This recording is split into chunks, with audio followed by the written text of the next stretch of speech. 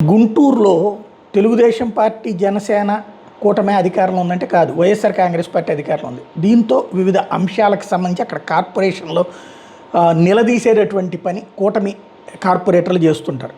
తాజాగా గుంటూరు టీడీపీ మహిళా కార్పొరేటర్ నగరపాలక సంస్థల కౌన్సిల్ సమావేశంలోని భోజనం విషయంలో రగడ జరిగింది. మున్సిపల్ అధికారులు భోజన సదుపాయాలు చేయడంలో విఫలం చెందారంటూ మహిళా కార్పొరేటర్ కనకదుర్గ తీవ్ర ఆగ్రహం వ్యక్తం చేసింది. తనకు భోజనం లేకపోతే కౌన్సిల్ హాల్లోనే ఒంటరిగా కూర్చుని నిరసన తెలిపింది. ఇది సంచలనాత్మకమైంది. మామూలుగా కౌన్సిల్ సమావేశాలప్పుడు భోజనం ఏర్పాటు చేయడం అనేది కామన్ థింగ్. అది అరకొర వస్తువులతో మహిళలకి ఇబ్బందులు గురి చేస్తున్నారంటూ తాజాగా రివర్స్లో అంటే మహిళలకి సంబంధించి ప్రత్యేకించి వివక్ష చూపెడుతున్నారంటూ ఆరోపించింది.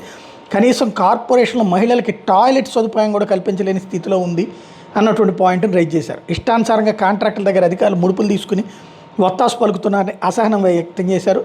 మంత్రి లోకేష్ దృష్టికి ఈ విషయాన్ని తీసుకెళ్తానని ప్రకటించారు. దాంతో ఒక్కసారిగా కీలకమైనటువంటి అంశమైంది. అంటే వాస్తవానికి వైఎస్ఆర్ కాంగ్రెస్ పార్టీకి సంబంధించిన మనోహర్ ప్రస్తుతం మొన్నటిదాకా చిలకలూరుపేట ఎమ్మెల్యే అభ్యర్థిగా కూడా పోటీ చేశారు. తను ఇప్పుడు గుంటూరు మేయర్గా ఉన్నటువంటి సందర్భంలో గుంటూరు కార్పొరేషన్ వ్యవహారాన్ని తెలుగుదేశం కార్పొరేటరు సీరియస్గా తీసుకెళ్తానికి ముందుకెళ్తోంది.